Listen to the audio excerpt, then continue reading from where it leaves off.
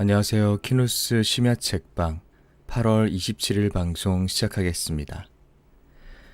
오늘은 21세기 북스 출판사에서 제공해 주신 웨인 다이어 작가님의 행복한 이기주의자 읽도록 하겠습니다.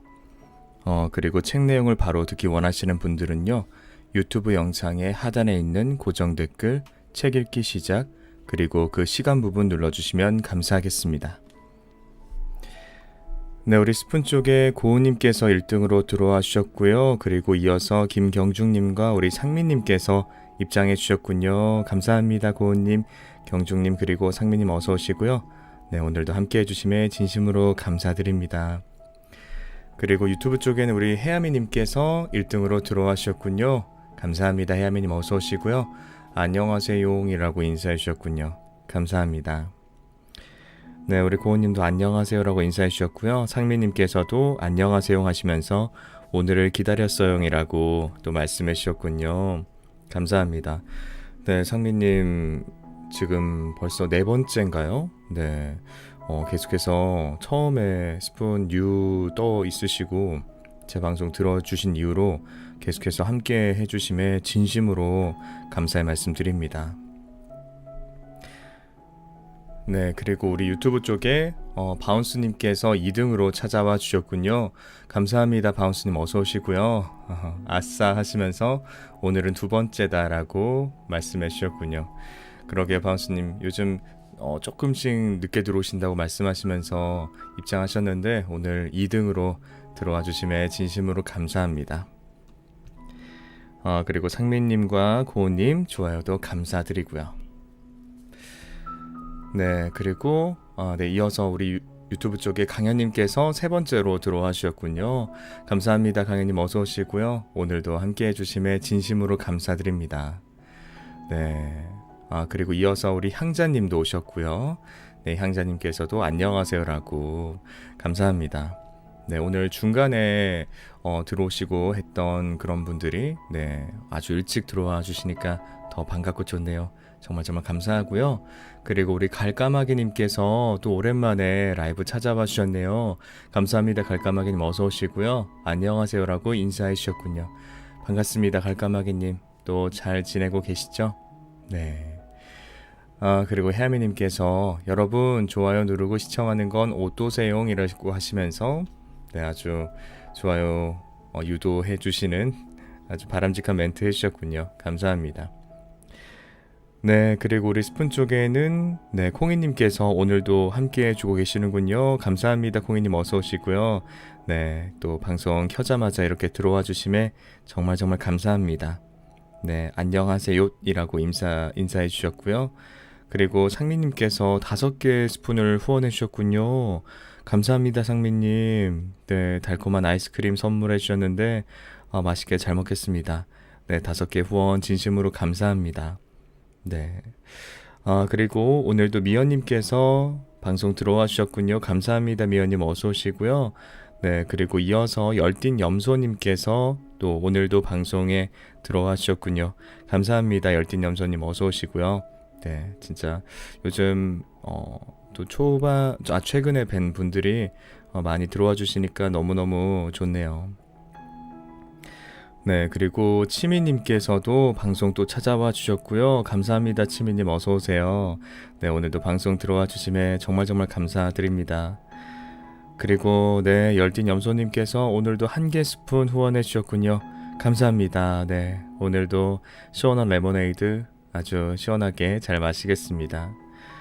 그리고 고우님께서 오늘도 어김없이 10개 하트를 지원해 주셨군요. 네, 늘 감사합니다, 고은님. 진심으로 감사드리고요. 네, 또 하트 지원해 주시면서 여러분 하트 한 번씩 눌러주세요라고 또 얘기까지 해주시는군요. 감사합니다. 네, 그리고 제가 스푼 보는 사이에 우리 유튜브 쪽에는 우리 이은주님께서 들어와 주셨고요. 감사합니다, 은주님 어서 오시고요. 안녕하세요, 3분 지각이라는 말씀과 함께 입장해 주셨군요. 그리고 우리 알리알리 알라리 알라성님께서 오셨고요. 그리고 키라님도 오셨고요. 그리고 SY님도 오늘도 방송에 찾아와 주셨군요. 감사합니다, 알라성님 어서 오시고요. 안녕하세요 반가워용이라고 인사해 주셨고, 우리 키라님은 안녕하세요라고, 그리고 SY님은 연속 라이브라니요 너무 좋아요라고. 네, 요즘 그래도 방송 조금 뭔가 좀 자주 하는 느낌인데요.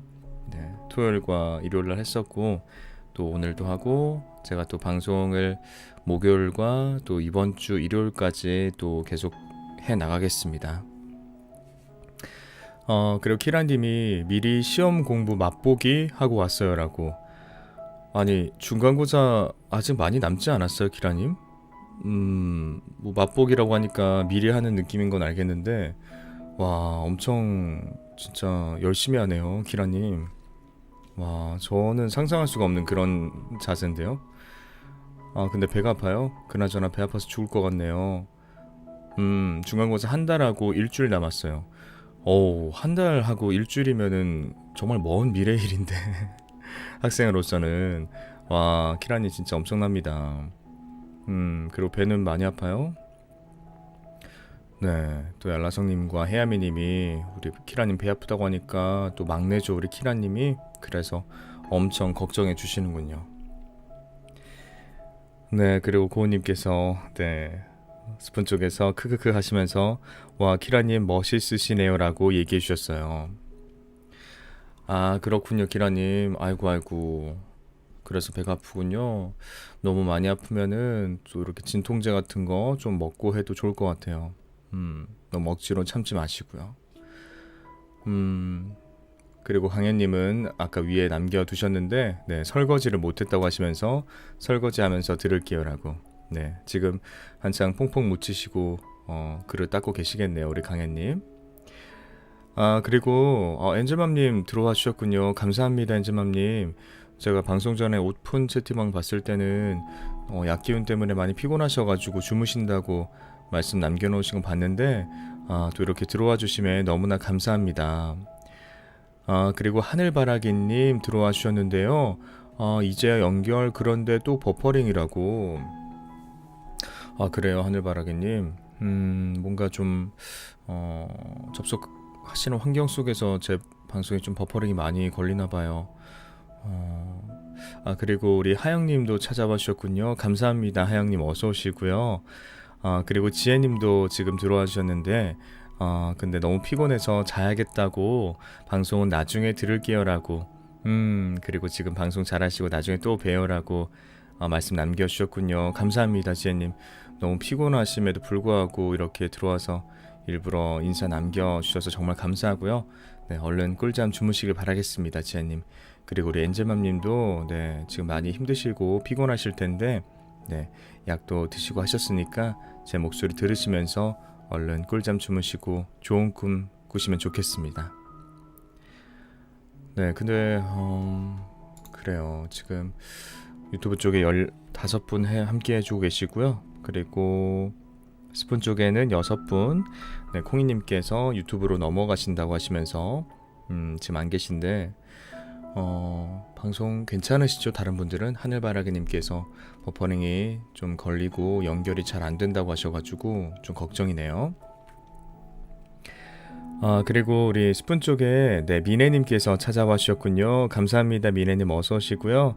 네, 오늘 이렇게 또 방송 찾아와 주심에 진심으로 감사드립니다. 네. 고은님이 저는 제우스라서 벼락 치는 걸 좋아했습니다이라고. 무슨 말씀이시죠? 제가 이해를 잘 못했는데요. 네, 그리고 엔젤맘님 걱정을 하고 계신데 다른 분들이 알람 설정 해놓으신 것 때문에 인사를 또 하러 오셨군요, 엔젤맘님. 근데 그 와중에 또 우리 키라님도 너무 견디기 힘들다고. 어떡해요.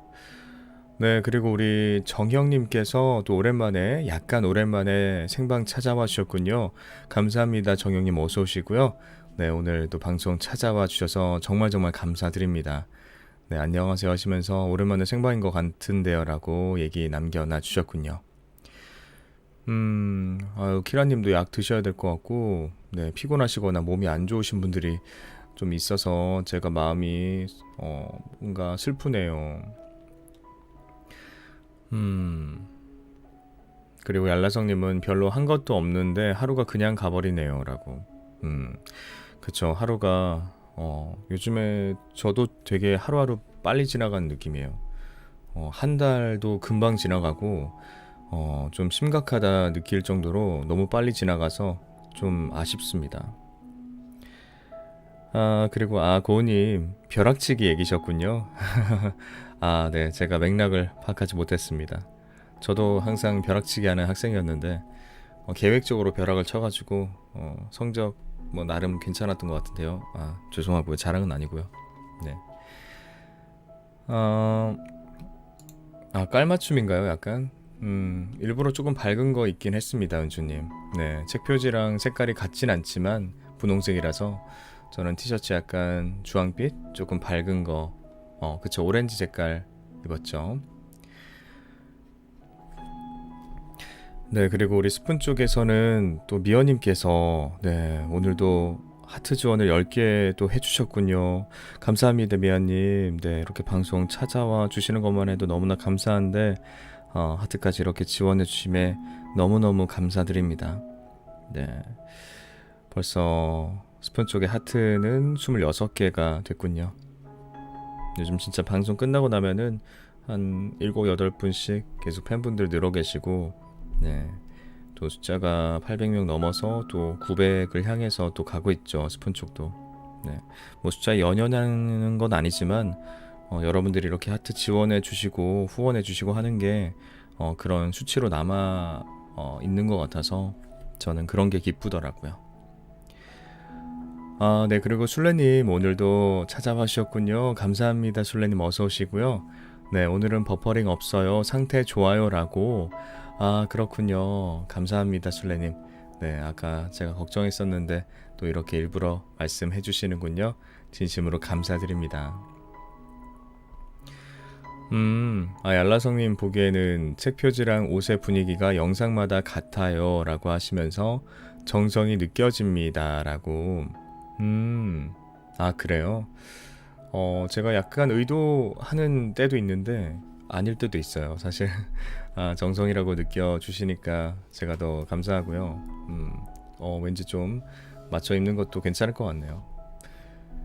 네, 오늘은 제가 책 얘기 지금 잠깐 드리면은 21세기 북스 출판사에서 제공해주신 행복한 이기주의자라고 하는 예전에 한창 베스트셀러였고 그리고 자기계발 그런 분야에서 끊임없이 사랑을 받고 있는 스테디셀러이기 때문에 또 읽어보신 분들 계실지 모르겠습니다.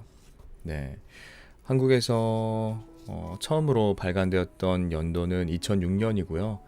최근에 8월 한 중순쯤에 또 예쁘게 양장본으로 재단장을 하여서 이렇게 책이 나왔는데 저는 개인적으로 자기계발도서를 잘 안 읽어봤었던 사람 중에 한 명으로서 이 책을 잘 모르는 측면이 있었어요. 근데 워낙 유명한 책이고 이번 기회에 이렇게 소개해드리고 저 개인적으로도 읽어볼 수 있게 되어서 되게 좋은 것 같습니다. 그래요, 은주님? 망고 스무디 생각나요? 네. 그러네요. 망고 딱 그 주스 색깔이랑 너무나 똑같은데요, 지금 보니까. 네. 망고 색깔이네요. 진짜 오렌지 색깔보다 망고 색깔에 가깝네요.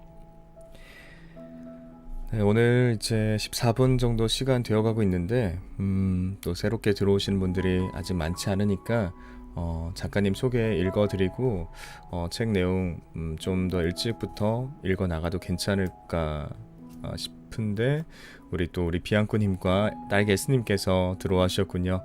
감사합니다. 비앙코님, 딸게스님 어서 오시고요. 오늘도 방송 찾아와 주시고 함께 해주심에 정말 진심으로 감사드립니다. 네, 비앙코님이 망고 키누스님이당 안녕하세요 라고 하셨고 딸게스님도 안녕하세요 라고 인사 남겨주셨군요. 네, 감사합니다.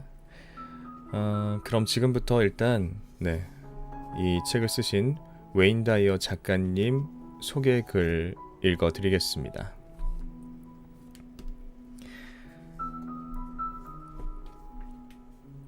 웨인 다이어 세계적인 베스트셀러 작가이자 가장 뛰어난 자기계발 전문가로 평가받는 심리학자다. 미국 전역을 순회하며 수백만 명을 대상으로 꿈을 이루는 법을 강연했으며 투데이쇼, 투나잇쇼, 오프라 윈프리쇼 등의 고정 패널로 활동했다. 이 외에도 수많은 저서와 강연, TV와 라디오를 통해 전 세계의 수많은 사람들에게 삶의 위안과 희망의 메시지를 전해왔다. 사회와 조직 속에서의 개인을 중시하는 의식혁명을 제창하여 미국 전역에서 폭발적인 호응을 얻었던 그는 행복에 관한 개인적인 관점, 행복한 이기주의자를 제안하며 책이 처음 출간된 1976년 이후부터 지금까지도 많은 이들의 공감을 얻고 있다. 웨인 주립대학교에서 교육 카운슬링 박사학위를 받았으며 뉴욕에 있는 세인트 존스 대학교에서 조교수를 지냈다. 저서로는 세상에 마음을 주지 마라, 오래된 나를 떠나라, 의도의 힘, 생각 에너지, 행복을 파는 외계인, 확신의 힘 등이 있다. 라고 되어 있습니다. 네, 여기 작가님 소개에도 지금 중간에 나왔지만 행복한 이기주의자라고 하는 이 책이 세계적으로 그리고 미국에서 처음 소개가 되고 출간되었던 연도는 1976년도고요. 네, 그때부터 제가 몇 부라고 말씀드렸죠. 3,500만 부가 판매된, 그리고 국내에서도 2006년 이후에 20만 부 이상이 판매된 그런 책이라고 하니까 이게 시대나 그런 트렌드에 얽매이지 않고 사람들에게 많은 자기 위안과 또 자기 개발을 할 수 있는 그런 기회를 열어주는 책인 것 같습니다. 저도 구체적인 내용들 여러분들과 함께 읽어볼 텐데요.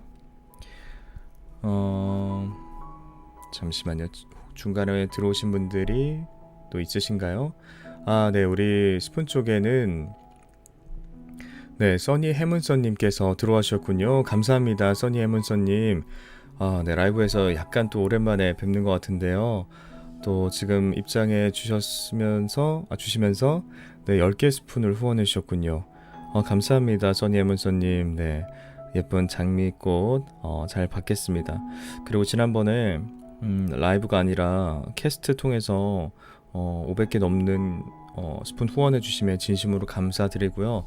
제가 말씀드리고 싶었는데 그동안 실시간 통해서 뵙기가 좀 어려워가지고 네, 오늘에서야 말씀드립니다. 정말 감사하고요. 네, 오늘도 장미도 선물해 주셔서 정말 감사합니다, 써니 해문선님. 네. 네, 그리고 유튜브 쪽에는 우리 하늘수박님께서 안녕하세요, 늘 감사하게 잘 듣고 있어요 라고 지금 인사를 남겨주셨군요. 감사합니다, 하늘수박님. 네, 라이브는 처음 찾아와 주시는 것 같은데 이렇게 찾아와 주시면 너무나 감사하고요. 네, 또 그동안 함께 해주셨다니까 더 감사드립니다. 네, 오늘 방송도 잘 들어주시면 정말 고맙겠습니다. 네, 그리고 이 내용 잠깐 읽을게요. 제가 저번에 집중법 소개해드린 거 있는데 날개스님이 저에게 키누스님, 저 오늘 손바닥 집중법 성공했어요 라고. 진짜요?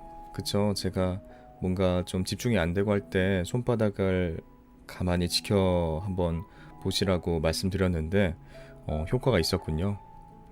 효과를 느끼려면 노력도 필요하더라고요 라고 또 말씀하셨지만 뭔가 좀 성공적인 그런 게 있었나 봐요, 우리 날개스님에게요.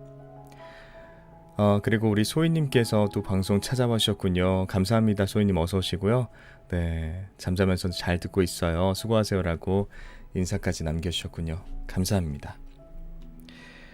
네, 그러면은 지금부터 웨인 다이어 작가님의 행복한 이기주의자 처음부터 제가 허락받은 일부분 내용 읽어드리겠습니다. 그리고 오늘도 지금 틀어놓은 잔잔한 음악 깔아놓고 책을 읽도록 할게요. 네, 그리고 상민님 유튜브에서도 반갑습니다.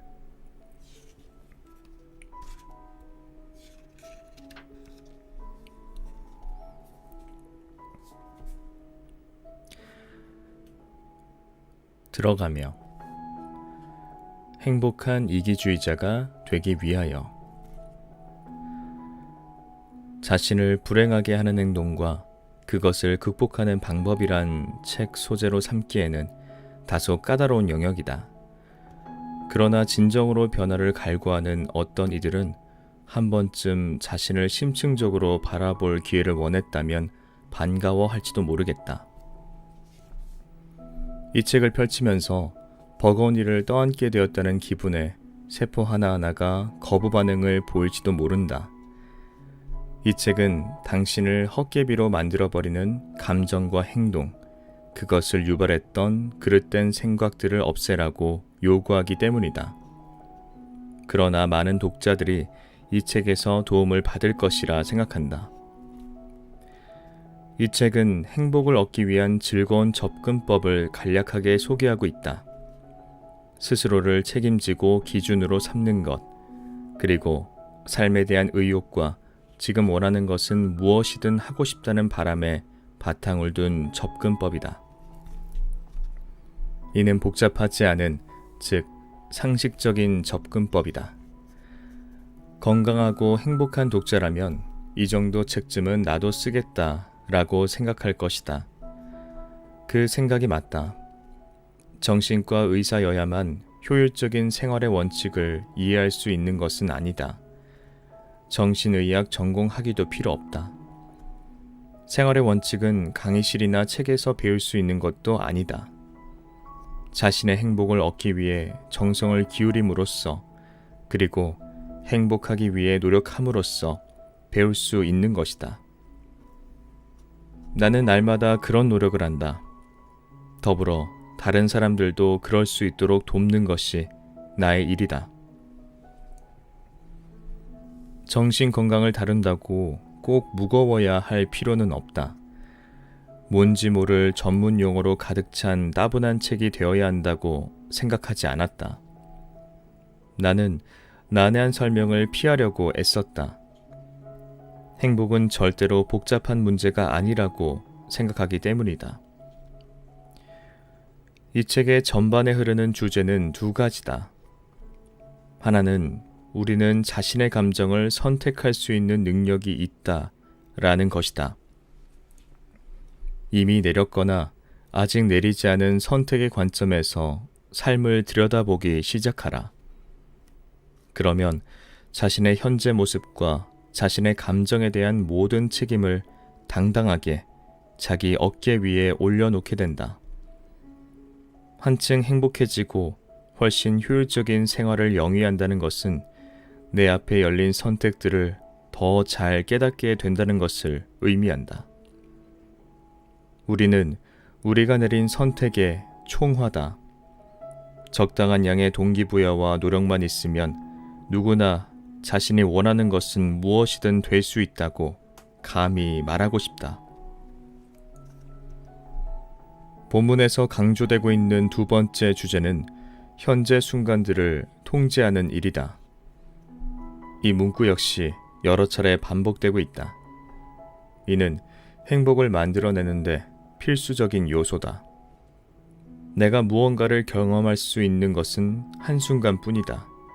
그것은 바로 지금이다. 우리 대부분은 과거나 미래에 대한 생각에 사로잡혀 현재 시간들을 내팽개치고 있다. 현재를 한껏 충실하게 사는 것이야말로 효율적인 생활의 시금석이다.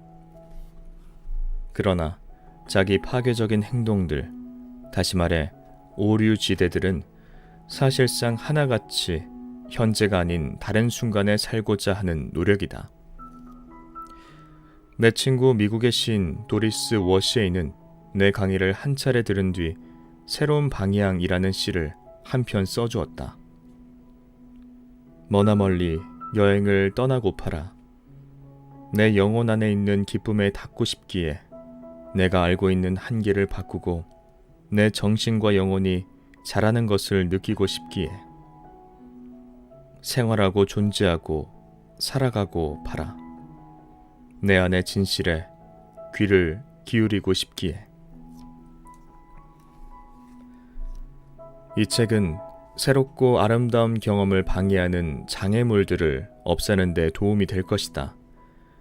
또한 독자들이 자신의 새로운 방향을 발견하고 선택하게 될 것이라 믿어 의심치 않는다.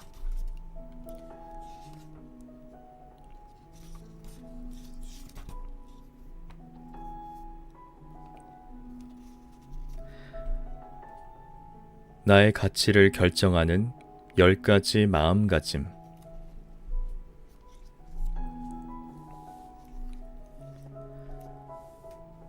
뒤를 돌아다 보라. 늘 나의 뒤를 따라다니는 또 다른 내가 보일 것이다. 딱히 붙일 만한 이름도 없으니 그를 죽어있는 나라고 부르자. 나는 그를 두려워할 수도 있고 나에게 득이 되는 방향으로 이용할 수도 있다. 선택은 나의 몫이다. 죽음은 끝도 없이 우리의 어깨를 짓누르는 주제이다. 그리고 삶은 제대로 숨을 고를 여유도 없이 짧다. 그러니 자신에게 이런 질문을 던져보라. 내가 진정 하고 싶은 일을 이렇듯 모른 척 해도 되는 걸까?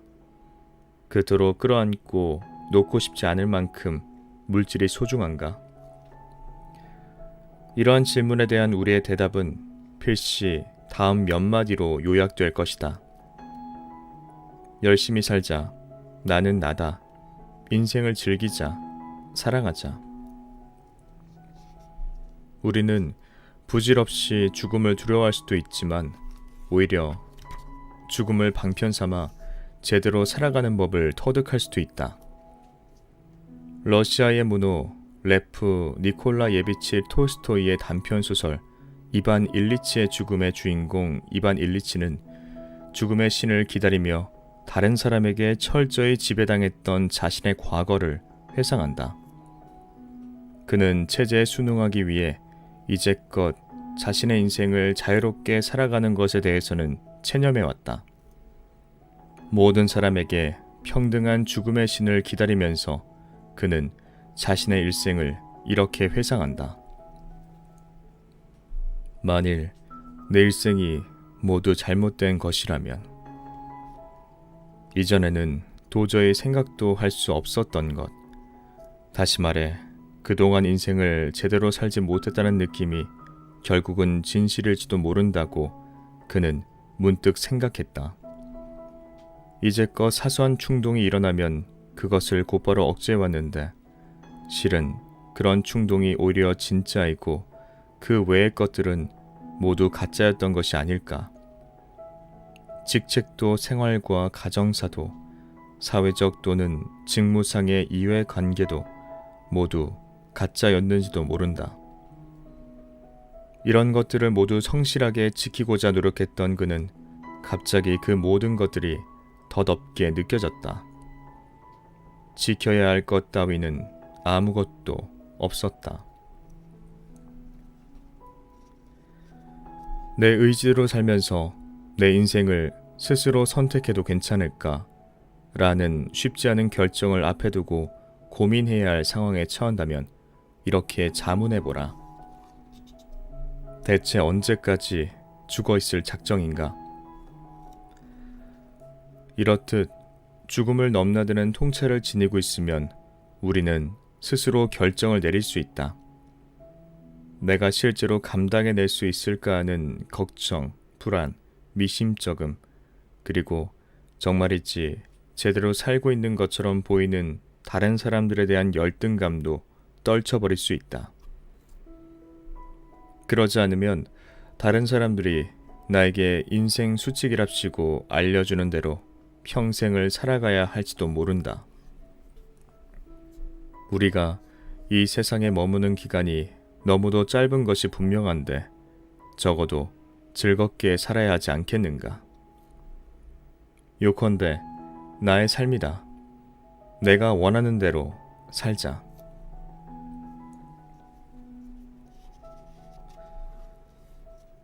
행복한 사람이 똑똑한 사람이다.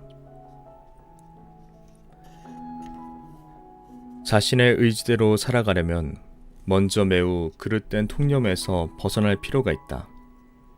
가장 잘못된 통념은 똑똑함에 관한 것이다. 우리 사회에서는 똑똑함이 여러 가지 복잡한 문제를 해결하는 능력, 다시 말해 일정 수준으로 읽고 쓰고 계산하는 능력, 추상적인 등식을 빠른 시간 안에 해결하는 능력으로 저울질된다고 생각하는 경향이 있다. 똑똑함에 대한 그런 통념 때문에 정규교육과 우수한 성적을 자기 성취의 진정한 잣대라고 단정짓는 사람이 많다. 그렇게 되면 학식 깨나 있다고 거들먹거리는 사람, 상대적으로 의기소침해지는 사람이 나타나게 마련이다. 우리들은 빛나는 졸업장을 더 많이 가진 사람들, 어떤 학문 분야, 수학, 과학, 풍부한 어휘, 잡다한 기억력, 속독 등의 귀재인 사람들이 똑똑하다고 믿게 됐다.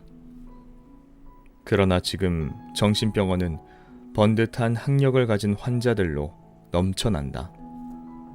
물론 그렇지 않은 경우도 많지만 하여간 똑똑함의 참된 척도는 하루하루를 그리고 지금 이 순간을 얼마나 제대로 즐겁게 사느냐다. 따라서 지금 행복하다고 느낀다면 그리고 소중하다고 생각하는 모든 것들을 위해 한순간 한순간을 살아가고 있다면 똑똑한 사람이다. 물론 지적 능력은 행복을 위한 유용한 보조 수단이다. 그러나 학교 성적이 그다지 좋지 않다고 해도 자신을 위해 행복을 선택할 수 있다면 혹은 적어도 불행을 선택하지 않을 수 있다면 똑똑한 사람인 것이다. 행복을 선택하면 신경질에 대한 궁극적인 방패막이를 얻게 된다. 이상하게 들리겠지만 애초에 신경질 같은 것은 존재하지도 않는다. 신경은 성질을 부리지 않는다. 인체를 해부해놓고 눈을 씻고 들여다봐도 성깔을 부리고 있는 신경은 어디에도 보이지 않는다. 똑똑한 사람들은 신경질을 내지 않는다. 스스로를 통제할 수 있기에. 똑똑한 사람들은 의기소침해지기보다 행복을 선택하는 법을 알고 있다. 삶의 문제에 대처하는 방법을 알고 있기 때문이다. 나는 방금 그들이 문제를 해결한다고는 말하지 않았다. 그들은 문제 해결 능력이 아닌 자신이 행복하고 소중해질 수 있는 능력을 똑똑함의 잣대로 삼는다. 문제가 해결되느냐 안 되느냐는 별개의 문제다. 당신이 진정 똑똑한 사람인지 아닌지는 힘겨운 상황에 부닥쳤을 때 기분을 어떻게 다스리기로 작정했느냐에 따라 가늠할 수 있다. 이 세상에 삶의 고단함을 어깨에 짊어지지 않은 사람은 없다. 사회라는 테두리 안에서 다른 사람들과 관계를 맺고 있는 사람들은 모두 엇비슷한 어려움들을 겪고 있다. 말다툼이나 갈등 또는 타협은 인간이라면 피할 수 없는 문제들이다. 마찬가지로 금전, 나이듦, 병, 죽음, 자연재해, 사고도 거의 모든 사람들에게 어려움을 주는 상황들이다. 그러나 이런 일이 일어나더라도 스스로를 옭아매는 수렁 같은 의기소침이나 불행을 피해가면서 상황을 잘 헤쳐나갈 수 있는 사람이 있는가 하면 좌절하거나 무기력해지거나 신경질을 부리는 사람도 있다. 그런 문제들을 인간이기 때문에 어쩔 수 없이 부딪힐 수밖에 없는 상황으로 받아들이면서 그저 문제가 있느냐 없느냐로 행복을 저울질하지 않는 사람이야말로 우리들 가운데 가장 똑똑한 사람이다. 스스로를 자신의 중심에 세우는 법을 배우는 데에는 완전히 새로운 사고 과정이 필요하다. 그러나 우리 사회에는 한 개인이 책임 있는 인간이 되는 것을 방해하기 위해 작당하는 세력들이 너무도 많기 때문에 그런 사고 과정을 체득하는 것이 분명 쉬운 일은 아니다. 하지만 마음만 먹으면 어느 때고 나 자신이 선택한 대로 감정을 다스릴 수 있다고 믿어야 한다. 사람들은 사랑, 황홀, 기쁨뿐 아니라 화, 두려움, 증오도 자연적으로 발생한다고 믿으면서 그런 감정들을 제어하지 않는다. 그저 받아들이기만 할 뿐이다. 슬픈 상황이 벌어지면 슬퍼하고 이내 기분이 좋아질 수 있도록 무언가 행복한 일이 생기기만을 두 손 놓고 기다리는 것을 당연하게 여긴다.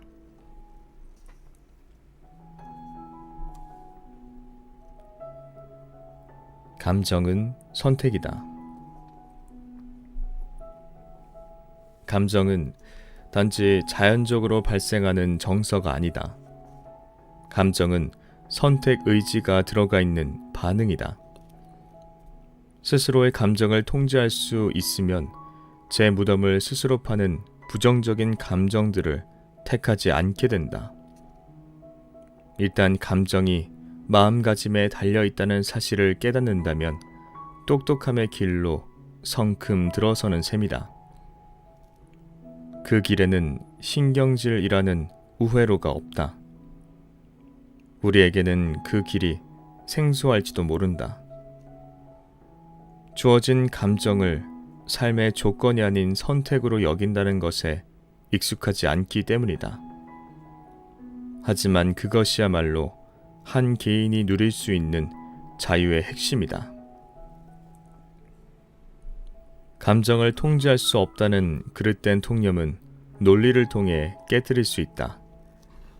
간단한 3단 논법을 이용해보자. 이성적으로 감성적으로 자신을 통제하는 과정에 들어설 수 있을 것이다. 아리스토텔레스는 남성이다. 남성은 모두 수염이 있다. 따라서 아리스토텔레스는 수염이 있다. 아리스토텔레스는 수염이 있다.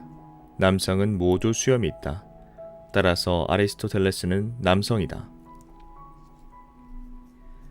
첫 번째 3단 논법은 논리적이지만 두 번째는 비논리적이다.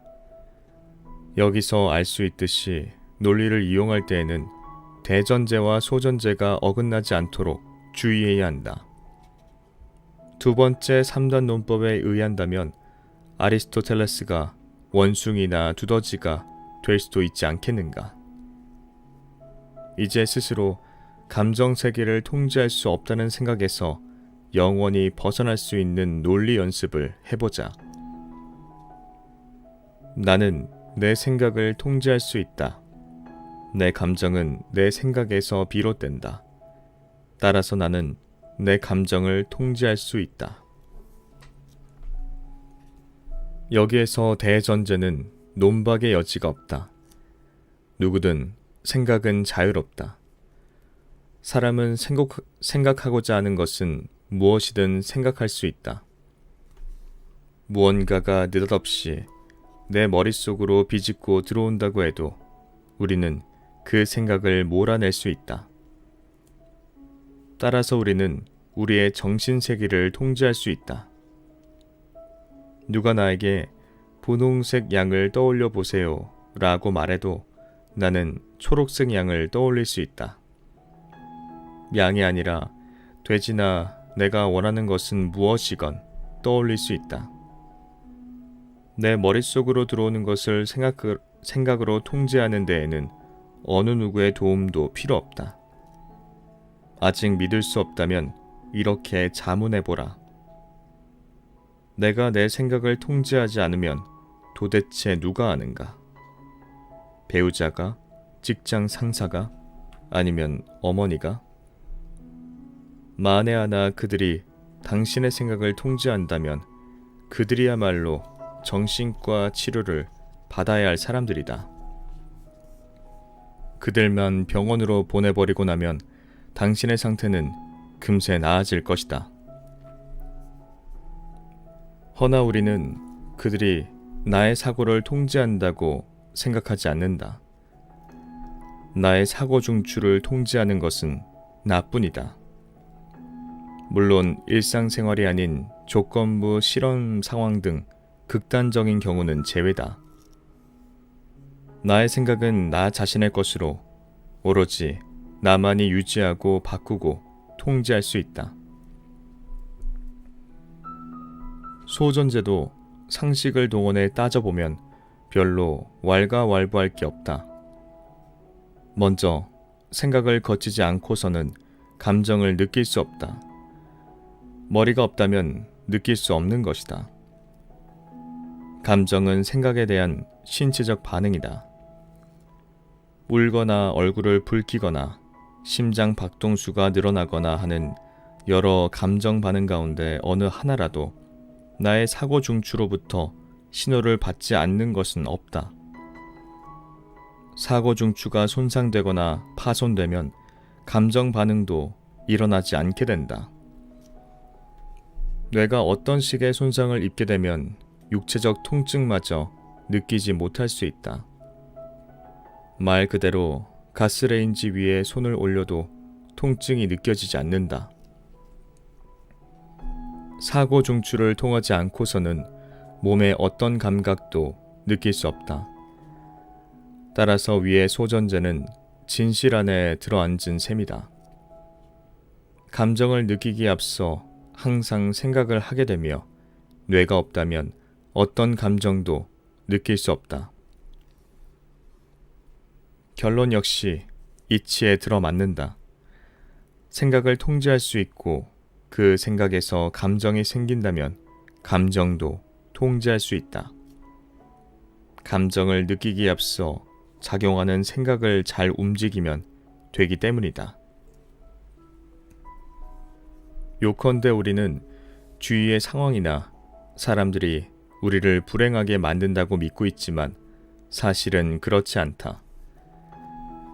내가 불행하다면 그 이유는 주위의 사람이나 사물에 대해 내가 가지고 있는 생각 때문이다.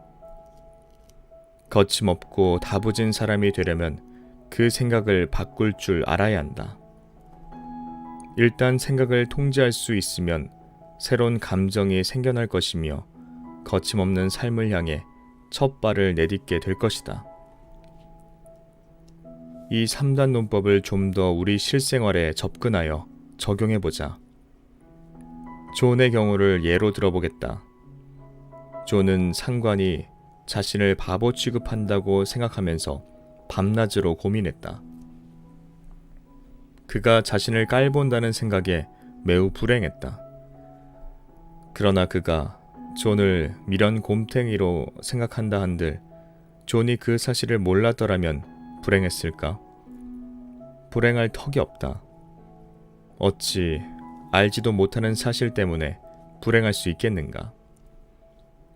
그러므로 그의 상관이 생각하거나 또는 생각하지 않는 것 때문에 존이 불행한 것은 아니다. 존을 불행하게 만든 것은 다름 아닌 존의 생각이다. 더욱이 존은 다른 사람의 생각을 자신의 생각보다 훨씬 중요하게 생각하면서 자신을 불행으로 내몰았다. 바로 이 이치는 모든 상황, 사물, 개인적 시각에 적용된다. 누군가가 죽더라도 그 죽음 자체가 우리를 불행하게 하는 것은 아니다. 그 사람이 죽었다는 사실을 모르는 동안에는 불행하지 않다. 따라서 죽음 자체가 아니라 죽음에 대한 마음가짐 때문에 불행한 것이다. 태풍 같은 자연재해도 그 자체에는 사람들을 우울하게 만드는 속성이 없다. 우울은 인간 특유의 감정일 뿐이다. 만약 내가 태풍 때문에 기분이 울적해졌다면 그것은 스스로 기분이 처지게 하는 생각을 했기 때문이다. 그렇다고 해서 억지로 태풍을 좋아해야 한다고 말하려는 것은 아니다. 다만 스스로에게 이런 질문을 던져보라. 내가 왜 구태여 우울을 택해야 하는가? 우울해진다고 상황을 헤쳐나가는데 눈꼽만큼이라도 보탬이 되는가? 3단 논법의 진리를 따라가 보면 내 감정에 대한 책임은 틀림없이 나에게 있다는 것을 알게 된다. 그러나 우리가 자라온 문화는 그렇지 않다고 가르쳤다. 우리들은 감정은 자신이 통제하는 것이라는 사실을 스스로 외면하게 하는 숱한 변명들을 배워왔다. 우리가 이제껏 거듭거듭 사용해온 그런 변명의 예를 들어보겠다. 이것이 무슨 의미를 담고 있는지 살펴보자. 너 때문에 기분 나빠졌어. 나도 내 감정을 어떻게 할 수가 없어. 그냥 막 화가 나. 이유는 묻지 마. 계속 늘어놓자면 아마 한도 끝도 없을 것이다. 위의 변명에는 하나같이 자신의 감정은 스스로도 어찌할 수 없다는 뜻이 은연중에 들어가 있다. 이제 그 목록을 정확히, 그리고 모든 감정은 자신에게 책임이 있으며 어떤 일에 대해 자신이 품고 있던 생각에서 비롯된다는 사실이 나타나도록 다시 고쳐 써보자. 네 행동에 대해 생각하다가 내 스스로 기분을 망쳐버렸어. 안 그럴 수도 있지만 지금은 화를 내고 싶어. 난 화를 낼 거야. 화를 내면 다른 사람이 꼼짝 못하더라고. 내가 무섭나 봐. 어쩌면 첫 번째 목록의 변명들이 그저 표현상의 문제일 뿐 실은 그다지 큰 의미가 있는 말들이 아니라고 생각할지 모르겠다. 그러나 이런 변명들은 우리 문화에서 사람들이 시시때때로 사용하는 말들이 되고 있다. 만약 표현상의 문제일 뿐이라고 말하고 싶다면 왜 두 번째 목록의 말들은 우리 사회에서 틀에 박힌 문구가 되지 않았을까? 이에 대한 답은 첫 번째 목록의 사고를 가르치고 두 번째 목록의 논리를 꺾어버리는 우리 문화에서 찾을 수 있다. 여기에서 말하고 싶은 것은 명료하다. 내 감정에 대한 책임은 바로 나에게 있다는 것이다. 나는 생각하는 대로 느끼며 마음만 먹으면 어떤 일에 대해 다른 식으로 생각하는 법을 배울 수 있다. 내가 그러겠다고 결심만 한다면 말이다. 자신에게 질문을 던져보라. 불행하다고, 우울하다고, 기분이 상한다고 보탬이 되는 일이 있는지, 나를 맥빠지게 하는 기분으로 몰아넣고 있는 생각은 또 어떤 것들인지.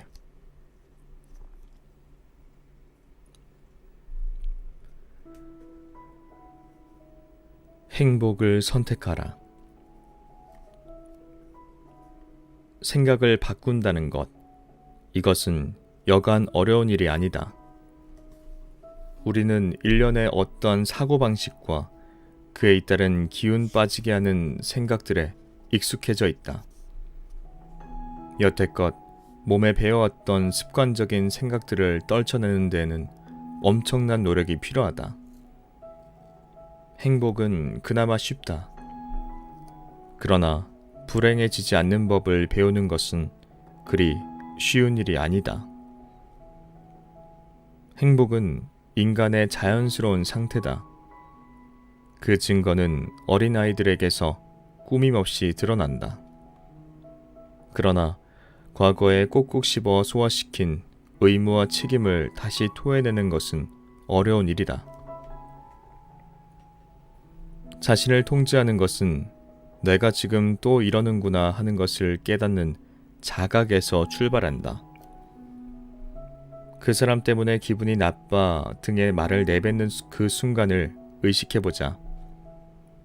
행동을 취하고 있는 순간 자신이 무슨 행동을 하고 있는지 스스로에게 일깨워줘야 한다. 우리는 감정의 원인을 외부에서 찾는 사고 패턴에 길들여져 있다. 무수히 많은 시간을 들여 그런 사고방식을 단련시켜 왔으니 스스로의 감정에 대해 책임을 지는 새로운 사고방식에도 역시 그만한 시간을 들여 균형을 맞출 필요가 있다. 이것은 무척 어려운 일이다. 그래도 어쩔 것인가? 어렵다고 그만둘 수는 없지 않은가? 자동차 운전 교습을 받았던 때를 기억하는가?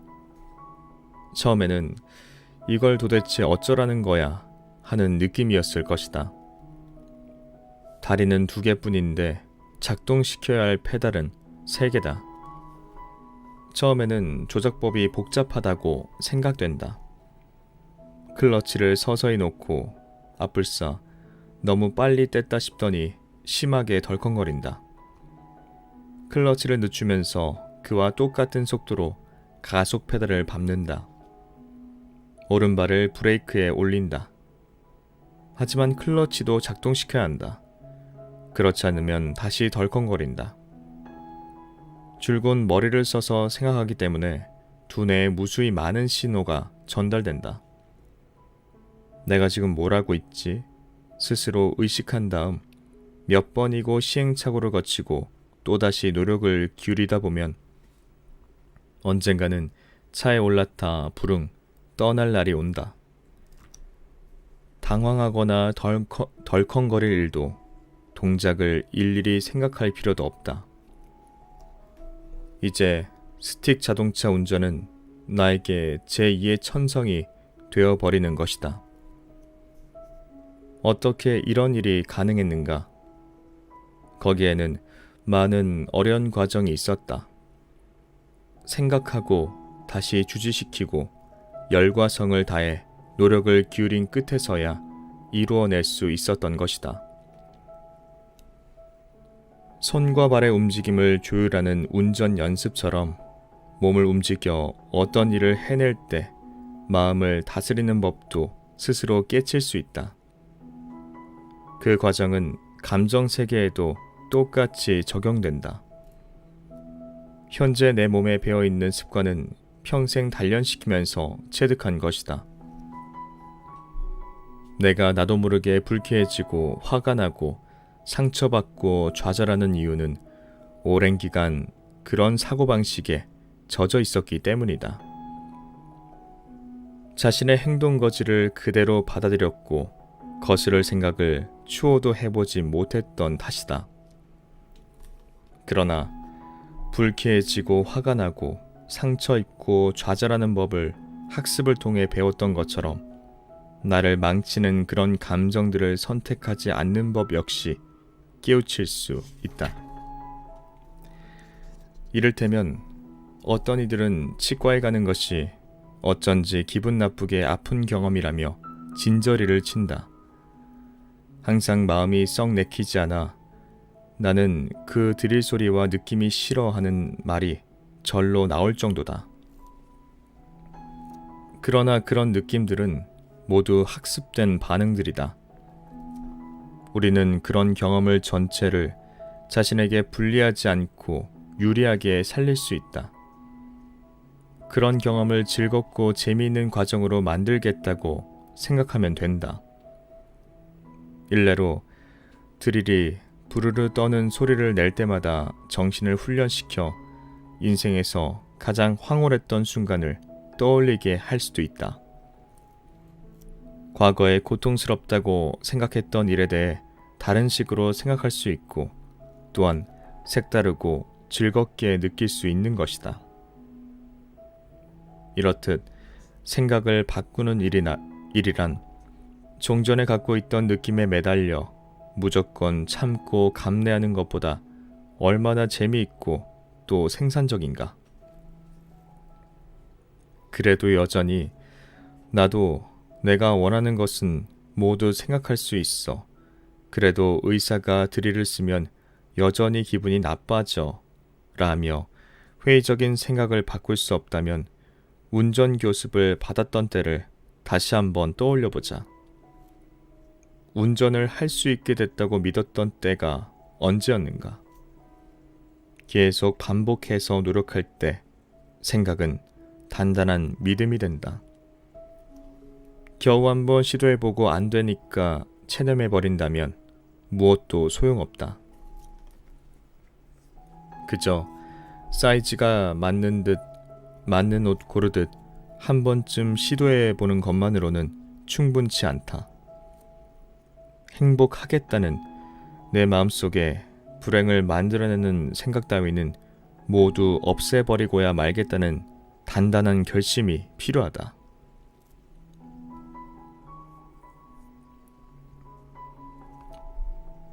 중요한 것은 감정을 통제하려는 나의 의지다. 아직도 불행은 스스로 선택하는 것이 아니라고 생각하고 있는 사람이 있다면 이런 상황을 상상해보라.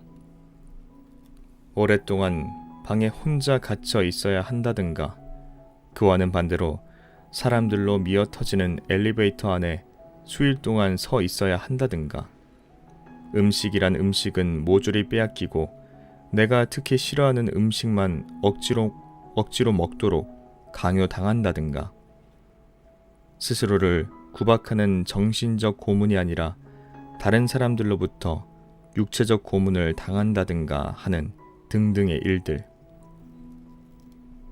불행한 감정을 떨쳐버릴 수 있을 때까지 앞서 말한 벌 가운데 하나를 받아야 한다고 상상해보라. 얼마나 오랫동안 버틸 수 있을 거라고 생각하는가? 아마도 상당히 빨리 불행한 감정을 떨쳐버릴 수 있을 것이다. 중요한 것은 내가 내 감정을 통제할 수 있느냐의 여부가 아니라 내게 그럴 의지가 있느냐다. 앞으로 이런 선택을 하려면 감내해야 할 일이 많을 것이다. 그러나 통제하기보다는 차라리 이성을 잃고 길길이 뛰는 쪽을 택하는 사람도 있다.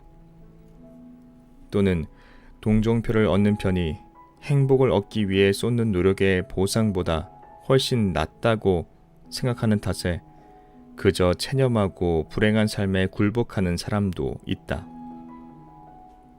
여기에서 중요한 것은 행복을 선택할 수 있는, 혹은 적어도 인생의 어느 순간에 불행을 선택하지 않을 수 있는 우리의 능력이다. 뜬구름 잡는 이야기라고 생각할지 모르겠지만 이런 사고방식을 무작정 거부하려 들지 말고 신중하게 생각해보라. 이런 생각을 내던지는 것은 결국 자신을 내팽개치는 것이나 다름없는 일이다. 다시 말해 다른 사람에게 자기 인생의 지휘봉을 건네주는 것이다. 날마다 내 인생을 꼬이게 만드는 일들에 안주해 있는 것보다 행복하겠다고 마음먹는 것이 훨씬 쉬운 일이 아닐까. 불행보다 행복을 선택하는 당신 앞에 걸리적거릴 것은 하나도 없다. 일상의 갖가지 상황에서 자기 파괴적인 행동보다는 자기 성취적인 행동을 택하는 것도 나의 마음먹기에 달려있다. 요즘 같은 때에 차를 끌고 거리에 나서면 교통체증에 시달리기 십상이다. 그러면 당신은 화를 내고 다른 운전자에게 욕을 퍼붓고 동승자에게 화풀이를 하고 사정거리 안에 있는 주위 사람이나 사물에게 마구 짜증을 내는가? 또 그런 행동을 정당화하기 위해 이런 교통체증 속에서 어떻게 흥분을 안 하고 백이 겠느냐는 등 앞뒤로 차들이 꽉꽉 막혀 있으면 자제력을 잃을 수밖에 없다는 등 이런저런 항변을 늘어놓는가? 만약 그렇다면 그것은 어떤 정해진 사고방식이나 교통체증에 대한 일정한 행동방식에 익숙해져 있다는 증거다. 그런 상황에 처할 때에는 무언가 다른 일을 생각하려고 노력해보면 어떨까? 자신을 한 차원 끌어올리는 방식으로 생각을 바꿔보는 것이다. 그런 훈련에는 시간이 걸리지만 그를 통해 새롭게 마음을 다잡을 수 있다. 이를테면 휘파람이나 노래를 불러보자. 또는 음악을 들을 수도 있다. 화를 밖으로 내뱉지 않고 마음속으로 숫자를 세어보면 32까지는 좋게 씹어 삼킬 수 있다. 교통체증을 좋아하게 될 수는 없다 해도 처음에는 아주 천천히 새로운 사고방식을 연습하는 법을 배울 수 있다. 그러면 초조하고 조급한 마음 상태가 누그러진다.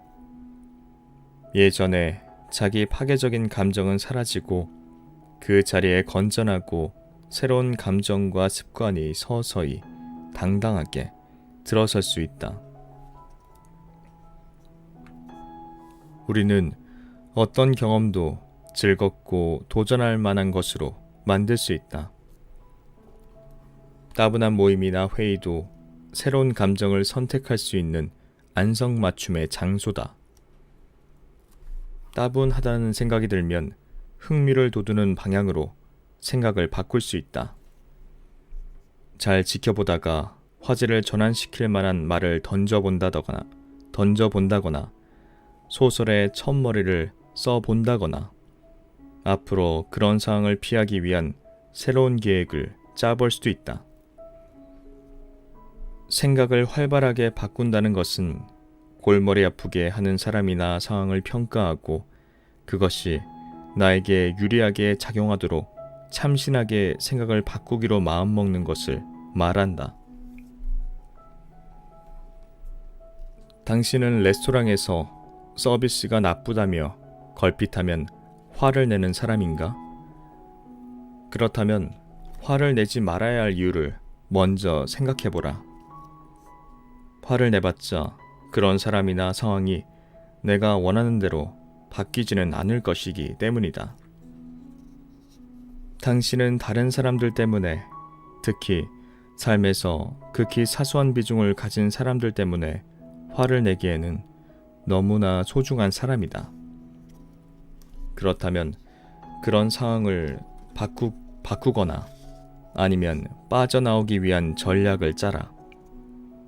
그저 안달복달 하지는 말라. 나에게 도움이 되는 방향으로 생각을 바꿔라. 그러면 결국에는 일이 잘 안 풀릴 때 화를 내지 않는 멋진 습관을 갖게 될 것이다.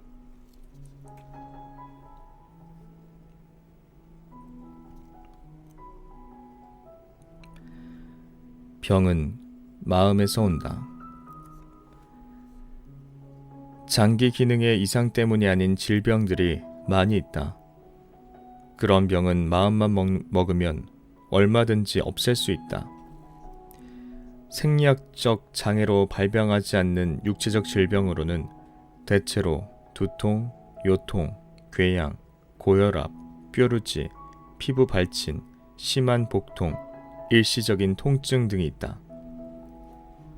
내 환자 중에 4년 동안 하루도 빠짐없이 아침마다 두통을 앓는다고 호소했던 여성이 있었다.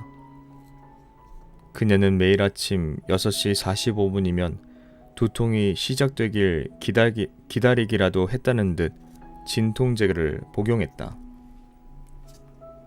게다가 친구나 직장 동료에게 두통 때문에 너무 고통스럽다고 하소연했다. 나는 그녀에게 넌지시 물었다. 당신 스스로 두통이 일어나기를 바라고 있고 사실은 관심을 끌기 위한 수단으로 동정과 연민을 구하는 수단으로 삼은 것 아니냐고.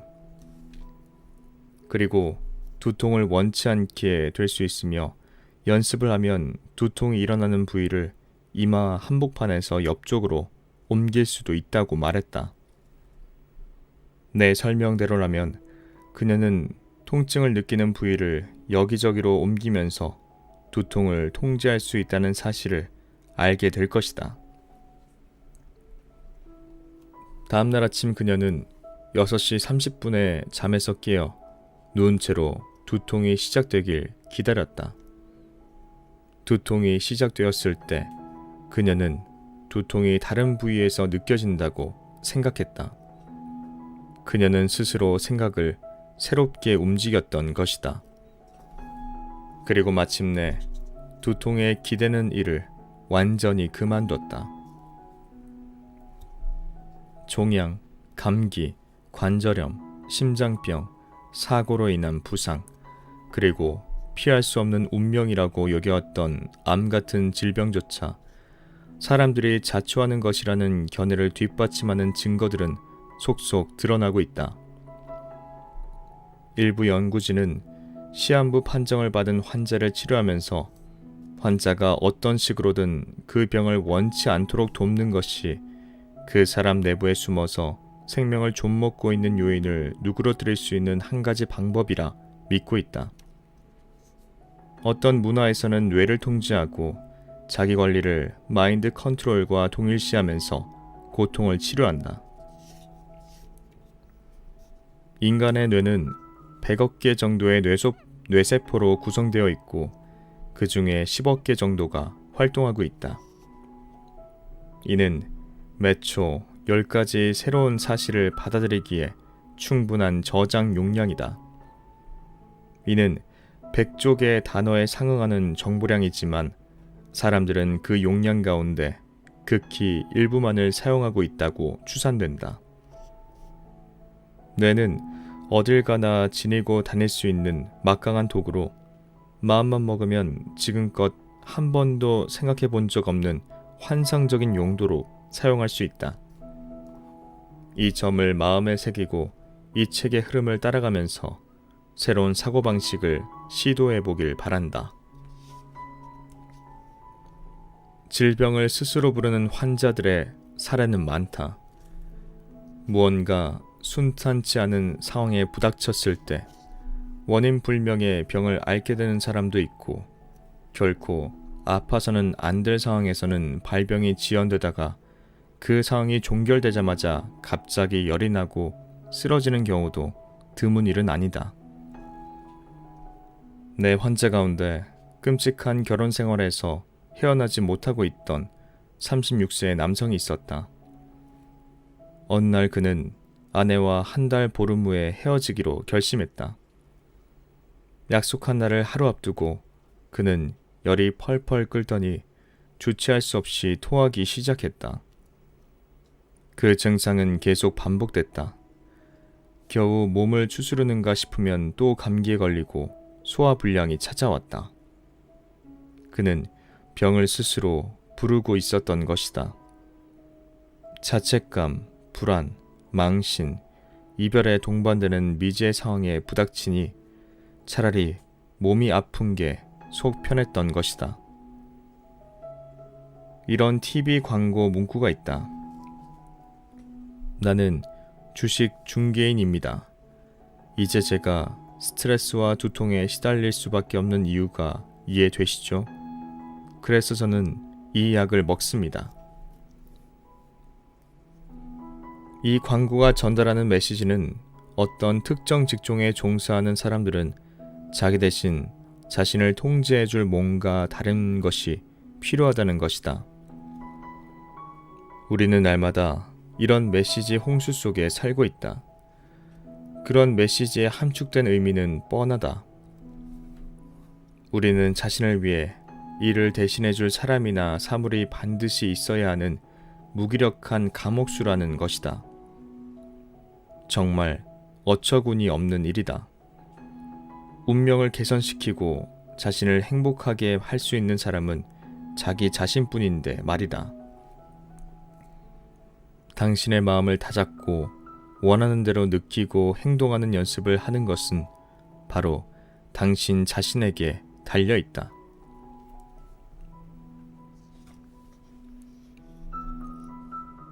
나는 무기력한 사람은 아닐까?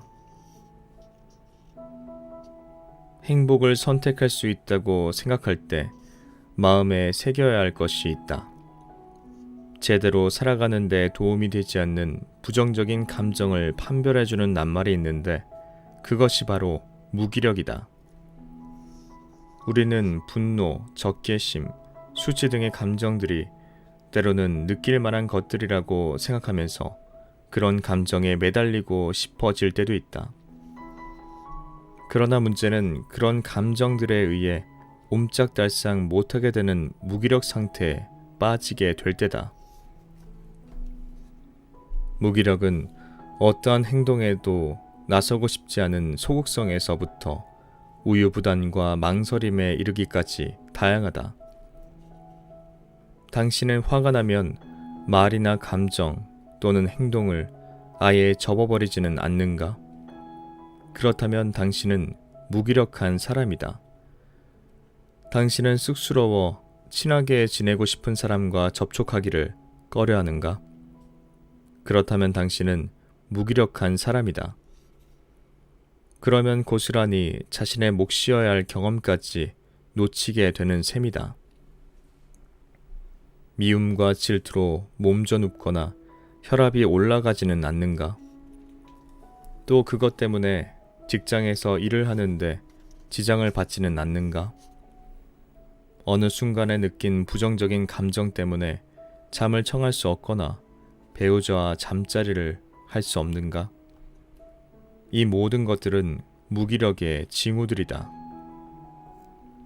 무기력이란 그 정도가 심각하든 경미하든 내가 원하는 정도로 기능할 수 없는 상태를 말한다.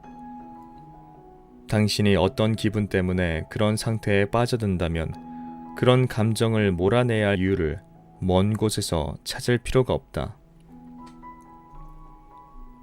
무기력은 화려한 전력을 가지고 있다. 거의 모든 부정적인 감정들이 결과적으로 어느 정도의 자기 매몰 상태를 일으키게 한다. 그 사실 하나만으로도 부정적인 감정을 제거해야 하는 탄탄한 이유가 되는 셈이다. 혹시 부정적인 감정이 보상을 가져오는 경우가 있다고 생각하는가? 이를테면 화난 목소리로 아이에게 소리치면서 거리에서 뛰어놀지 말라고 강조할 수 있다. 그 무섭도록 화난 목소리가 단지 강조를 위해서 사용된 방편일 뿐이라면, 그리고 효과가 있었다면 그것은 건전한 전략을 채택한 것이라고 할 수 있다. 그러나 화가 나서 쓸데없이 다른 사람에게 소리를 지른다면 그것은 스스로 무기력한 사람이 되는 것이다. 이런 경우에는 새로운 선택을 시도해 봐야 한다. 자신에게 상처를 주는 감정을 경험하지 않고도 아이를 거리에서 놀지 못하게 하겠다는 그 목표를 이룰 수 있게 해줄 선택 말이다. 화에 대해, 그리고 화가 날 때 한 번 더 호흡을 고르는 행동에 대해서는 11장에서 자세히 설명하겠다.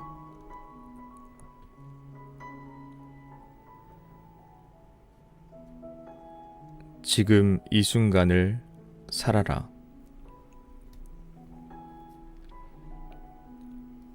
아무리 증상이 경미한 무기력이라 해도 그 무기력에 맞서 싸울 수 있는 한 가지 방법은 지금 이 순간을 살아가는 법을 배우는 것이다. 현재와 밀착해 현재 순간들을 살아가는 것이야말로 효율적인 생활의 핵심이다. 사실 지금 이 순간에는 다른 순간이 끼어들 틈이 없다. 존재하는 것은 지금 이 순간뿐이다. 미래는 다가오면 맞아야 할 또 다른 지금 이 순간일 뿐이다. 한 가지 분명한 사실이 있다. 어떤 순간이 그 모습을 드러낼 때까지는 그 순간을 살 수 없다는 것. 그러나 여기에서 문제는 우리가 현재를 깎아내리는 문화 속에 살고 있다는 사실이다. 미래에 대비하라. 뒷일을 먼저 생각하라. 쾌락주의자가 되지 말라. 내일을 생각하라. 은퇴를 준비하라 등. 현재를 회피하는 것은 우리 문화의 병폐다. 우리는 끝도 없이 미래를 위해 현재를 희생하도록 강요당한다. 결론적으로 이것은 현재의 즐거움뿐 아니라 영원히 행복을 피해 다니는 태도다. 미래가 다가와 현재가 될 때 우리는 그 현재를 또다시 미래를 위한 준비로 삼아야 하기 때문이다. 행복은 언제나 내일을 위한 것이기에 영영 부여잡을 수 없게 된다. 현재 기피증이라고 말할 수 있는 이러한 병은 여러 형태를 띈다. 이런 기피 행태의 전형적인 예 4가지를 들어보겠다. 주부인 셀리포스 씨는 자연에 흠뻑 취하고 현재 순간들과 교감하기 위해 모처럼 혼자 숲속에 들어가 지내기로 결심했다. 그런데 막상 숲속에 들어와 있으니 마음은 겉돌고 그때쯤 집에서 했어야 할 온갖 일들에만 정신이 팔린다. 아이들, 장보기, 집, 세금 납부 등 모두 괜찮을까? 이렇게 이미 했어야 할 일, 아니면 숲을 나간 뒤 해야 할 일들에 대한 생각으로 마음이 흘러가 버린다. 현재는 과거와 미래 상황에 사로잡혀 사라진다. 결국 자연 속에서 현재 순간들의 즐거움을 누릴 수 있는 좀처럼 얻기 힘든 기회를 그냥 놓쳐버리는 셈이다.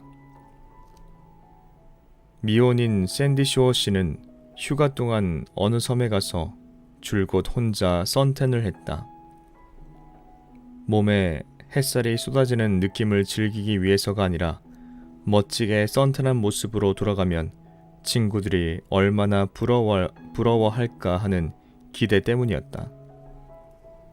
그녀의 마음은 미래의 순간에 꽂혀 있었던 것이다. 그리고 그 미래의 순간이 현재로 다가오면 그녀는 해변에서 일광욕을 즐길 수 없었음을 한탄할 것이다. 이런 식의 태도는 우리 사회에 기여한 바가 크다. 어느 선 로션 제조회사는 이런 마케팅 슬로건을 내건 적이 있다. 이 제품을 사용하면 집에 돌아갔을 때 주위의 시샘을 한 몸에 받을 겁니다. 닐 프레이어 씨는 발기부전 문제가 있다. 그는 아내와 현재 순간들에 부대끼고 있지만 그의 마음은 과거나 미래에서 떠돌며 어느덧 현재는 사라지고 만다.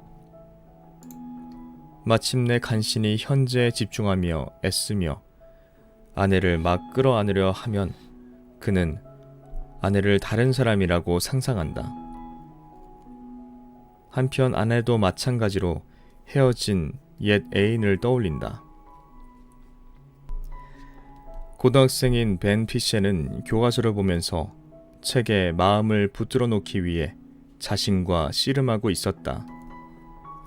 그러나 겨우 3페이지를 읽고서 마음이 어느덧 콩밭에 가 있다는 사실을 깨달았다. 그는 한 가지 생각에 집중하지 못했다. 눈으로는 한 글자 한 글자를 바라보고 있었지만 내용은 제대로 보고 있지 않았다. 사실 그는 책을 본다고 형식적으로 앉아만 있었을 뿐 그는 현재 순간들은 간밤에 본 영화 생각이나 내일 치를 쪽지 시험 걱정에 사로잡혀 있었던 것이다. 항상 함께 있지만 부여잡기 어려운 현재라고 하는 순간들은 그 안에 자신을 내맡길 때 가장 아름답게 체험될 수 있다. 현재의 매 순간을 힘껏 들이마시고 이미 끝난 과거나 아직 오지 않은 미래에 대해서는 아예 신경을 끄자. 내가 가진 유일한 것인 현재 순간을 꽉 붙잡자. 바람, 희망, 후회는 현재를 기피하기 위한 가장 평범하면서도 가장 위험한 전술이라는 사실을 명심하라. 현재 기피증은 미래의 이상화로 이어지는 경우가 많다. 예컨대 미래의 어떤 기적 같은 순간에 인생은 역전될 것이며 모든 일이 제자리를 잡고 행복을 발견하게 될 거야. 졸업, 결혼, 출산, 승진 등 인생의 획을 긋는 중요한 일을 이루면서 본격적인 인생이 시작될 거야 라는 식이다. 그러나 정작 그런 상황을 맞이했을 때 실망하게 되는 경우가 적지 않다. 상상했던 기대 수위에 미치지 못하기 때문이다.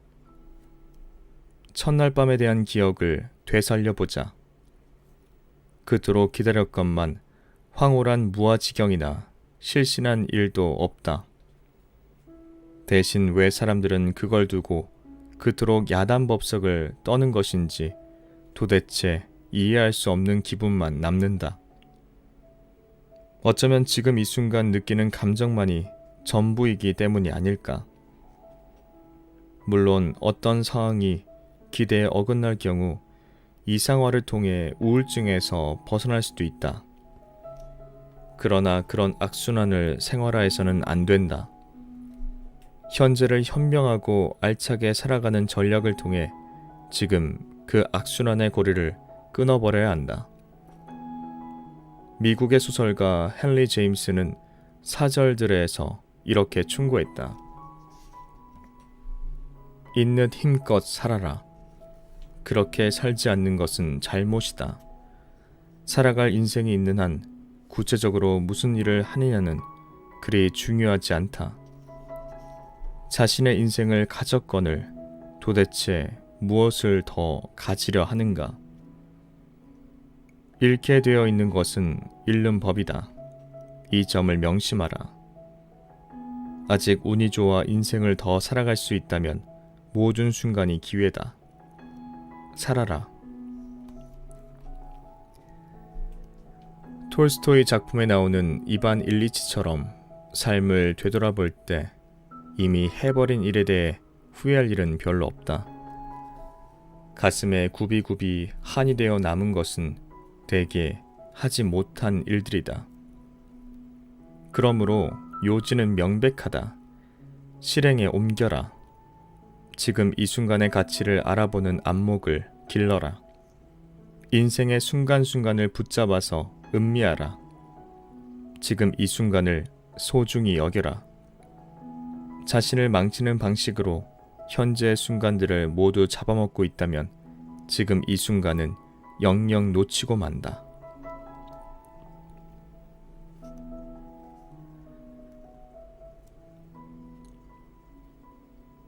행복에는 정성이 필요하다.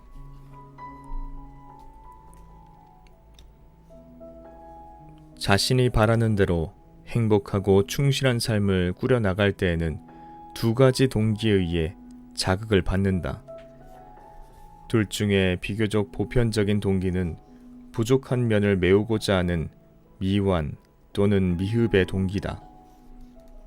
반면 좀 더 바람직한 또 다른 동기는 발전을 향한 성장의 동기다.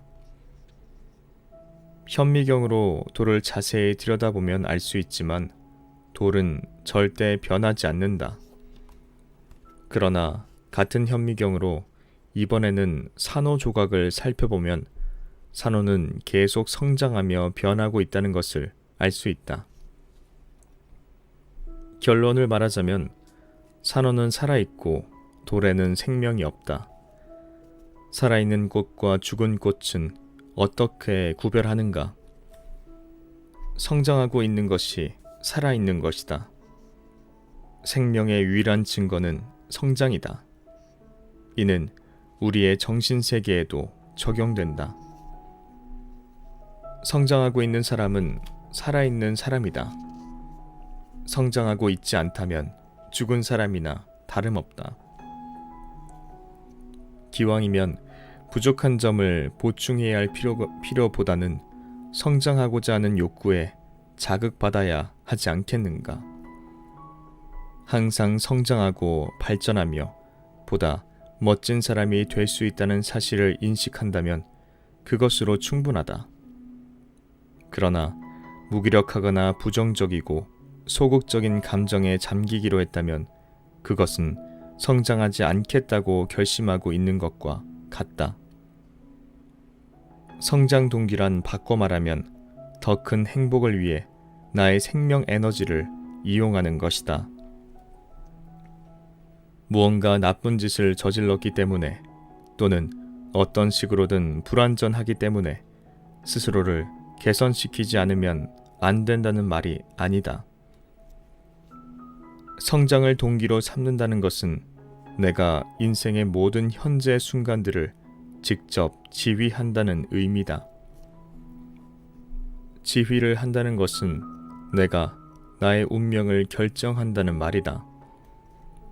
나는 그때그때 대처에 급급하거나 세상을 그저 따라가는 사람이 아니기 때문이다. 나는 내 자신이 원하는 세계를 선택하는 사람이다. 영국의 극작가이자 소설가 조지 버나드 쇼는 워런 부인의 직업에서 다음과 같이 표현했다. 사람들은 항상 자신의 현 위치를 자신이 처한 환경 탓으로 돌린다. 나는 환경이라는 것을 믿지 않는다. 이 세상에서 성공한 사람들은 스스로 일어서서 자신이 원하는 환경을 찾은 사람들이다. 만약 그런 환경을 찾을 수 없다면 그런 환경을 만든다. 잠시 이 장의 첫머리에서 살펴본 것을 상기해보자. 나의 생각, 감정, 삶의 방식은 바꿀 수 있다. 그러나 결코 쉬운 일은 아니다. 이런 가설을 세워보자. 누군가 내 옆구리에 총을 겨누고 1년 안에 어떤 감당하기 힘든 일, 예를 들어 1km를 3분에 완주한다거나 높은 다이빙대 위에서 잭나이프 다이빙을 완벽하게 해내야 한다는 등 그런 힘든 일을 완수해야 하며 실패할 경우 죽이겠다고 말했다 치자. 그럼 아마도 나는 엄격한 시간표를 짜고 그 과업을 실현하게 될 때까지 날마다 부단한 연습을 할 것이다. 신체뿐 아니라 정신까지 단련시킬 것이다. 정신이 신체에게 해야 할 일을 말해주기 때문이다. 연습에 연습을 거듭하고 포기하거나 고삐를 늦추고 싶은 유혹에 굴복하는 일은 절대 없을 것이다. 결국 그것을 해내고 목숨을 구할 것이다. 이렇게 현실과 동떨어진 이야기를 꾸며낸 것은 물론 한 가지 논지를 입증하기 위해서다. 어느 누구도 하룻밤새 신체를 훈련시키려는 생각은 하지 않는다. 그러나 유독 정신에 관한 즉각적인 효과를 바라는 사람이 너무도 많다. 새로운 사고방식을 배우는 일에 대해서도 겨우 한 번 시도해보고 당장 몸에 익숙해지기를 바란다. 진정 노이로제 없는 자기 실현을 원하고 자신의 선택을 통제할 수 있기를 바란다면, 그리고 현재 순간들의 행복을 얻기를 간절히 바란다면 우리는 매우 어려운 과제, 즉 지금껏 몸에 익숙해진 습관을 떨치는 일에 위에서 언급한 대로 그런 혹독한 정성을 기울일 필요가 있다.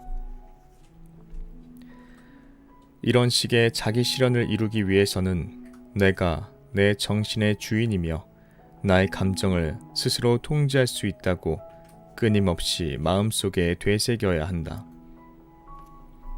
이 책의 나머지 부분은 그런 말들을 스스로에게 정확히 주지시켜 자기 실현을 이룰 수 있게 돕는 내용이 될 것이다. 나는 선택할 수 있고 온전히 나의 것인 현재의 순간들을 즐길 수 있다. 현재는 나의 것이다. 내가 나 자신의 기준이 되겠다는 결심만 한다면.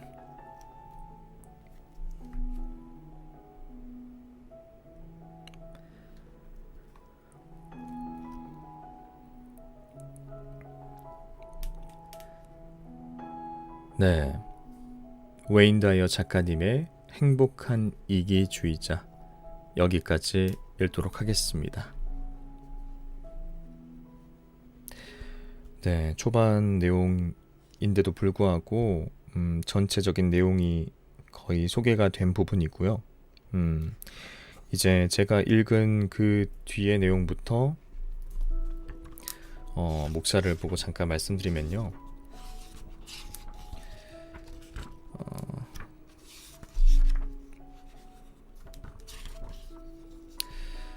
총 10가지의 마음가짐이 나옵니다. 그래서 첫 번째 마음가짐, 먼저 나를 사랑한다. 두 번째 마음가짐, 다른 사람의 시선에서 벗어난다. 세 번째 마음가짐, 과거에 얽매이지 않는다.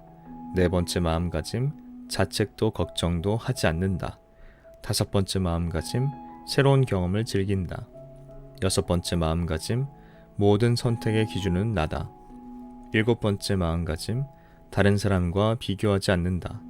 여덟 번째 마음가짐, 미루지 않고 행동한다. 아홉 번째 마음가짐, 다른 사람에게 의존하지 않는다.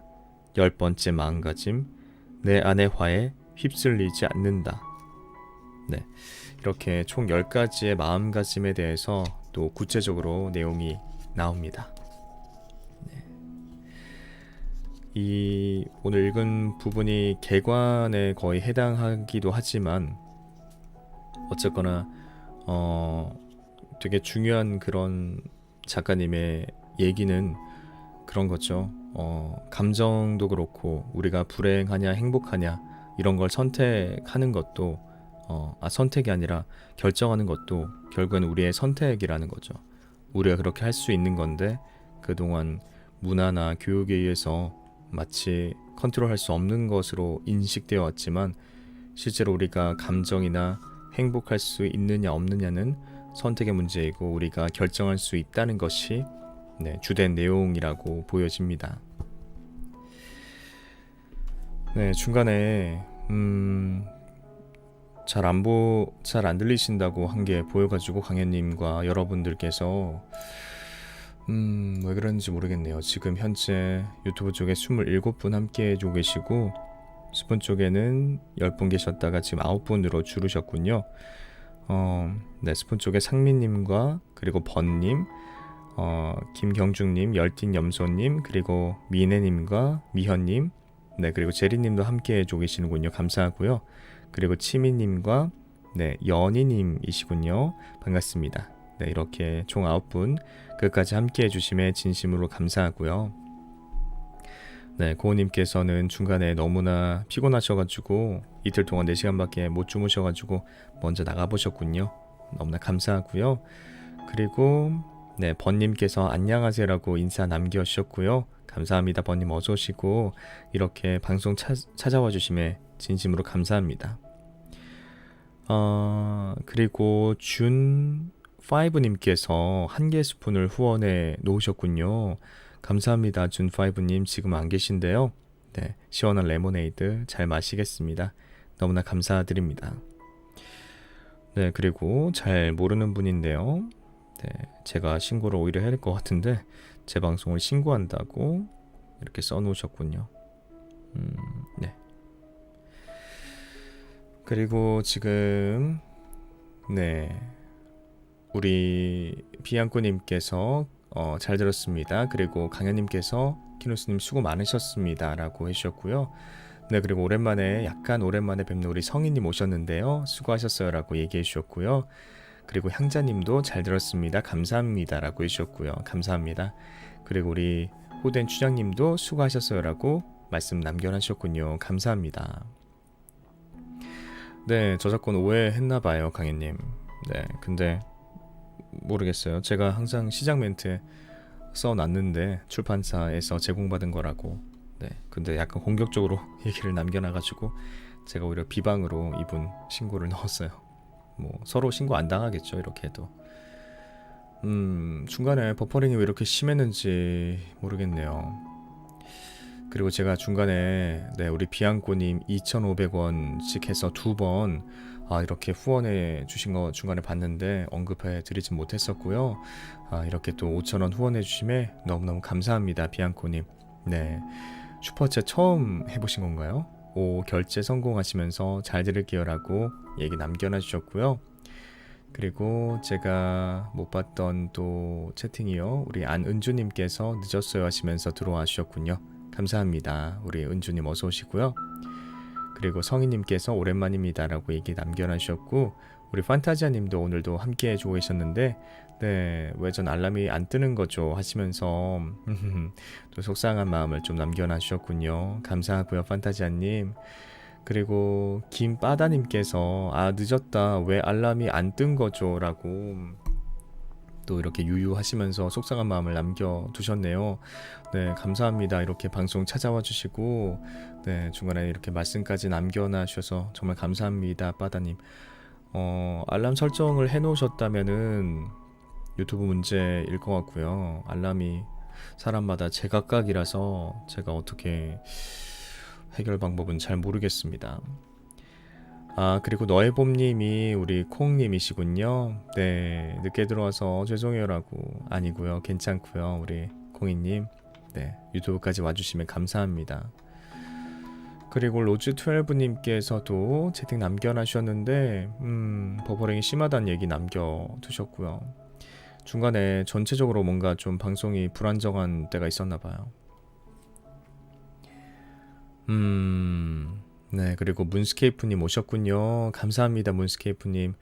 그쵸, 수능 준비 때문에 요즘 너무 바쁘셔가지고 네, 방송에 오지 못하셨다고 남겨놓으셨는데, 네, 이제 한 70열 남았죠. 수능까지 또 여러가지 또 입시 전형이 되게 다양해가지고 준비해야 될 것들 많은 걸로 알고 있는데, 우리 문스케이프님 기운 내시고 끝까지 화이팅 하시고, 네, 좋은 그런 결과들 얻을 수 있으면 좋겠습니다.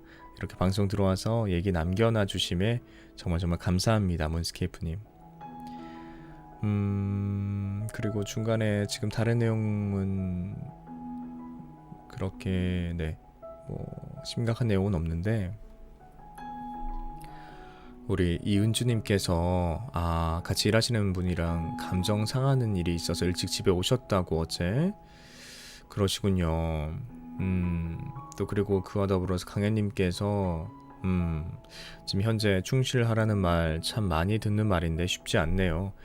요즘 스트레스 만땅이라 수다 떨 마음의 여유도 없어요. 카톡에서 아무 걱정 없이 여러분과 수다 떨 때가 그립네요라고 또 얘기 남겨놓으셨군요. 그러시군요, 강현님. 최근에 좀 뭔가 힘드시군요. 그리고 은주님도 어제 좀 안 좋은 일이 있으셨다고 하니까 좀 속상하네요. 그리고 제가 중간에 잠깐 못 봤었는데요. 루시 P님께서 와, 처음이에요 라이브. 매번 유튜브로만 듣는데 내 잠을 책임져주는 키누스님이라고 또 인사 남겨놔주셨군요. 죄송합니다. 제가 채팅 내리면서 살짝 못 봤었는데 이렇게 라이브 찾아와 주심에 루시님 너무나 감사합니다. 네, 앞으로 더 자주 뵐 수 있으면 좋겠습니다.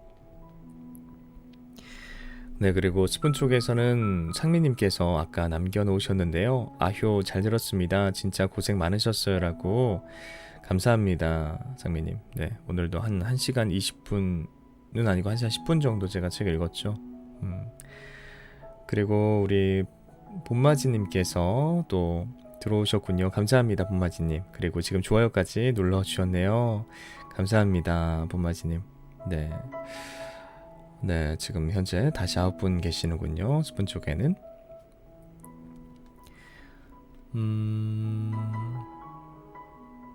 그래요. 호덴추형님은 히가시노 게이고님의 영화를 보느라 늦게 오셨다고. 우리 은주님께서 버퍼가 있어서 잘 듣다 말다 했어요 라고. 아이고. 한여름의 방정식이라고 하는 영화 보셨군요. 그 영화 그 원작 소설로 해가지고 개봉했나요? 아니면은 그냥 어떻게 VOD로 보신 건가요?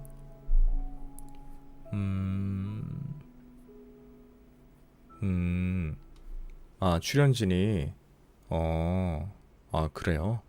영화 대본 쓴 작가도 같은가 봐요. 이런 식으로 남겨 놓으셨는데요. 그쵸. 예전에 나온 거죠? 그러셨군요. 집에서 보신 거군요. 우리 호덴 추장님. 그리고 혜아미님께서 모두 사랑합니다. 오늘 잘 자겠습니다. 라고. 후속편 느낌?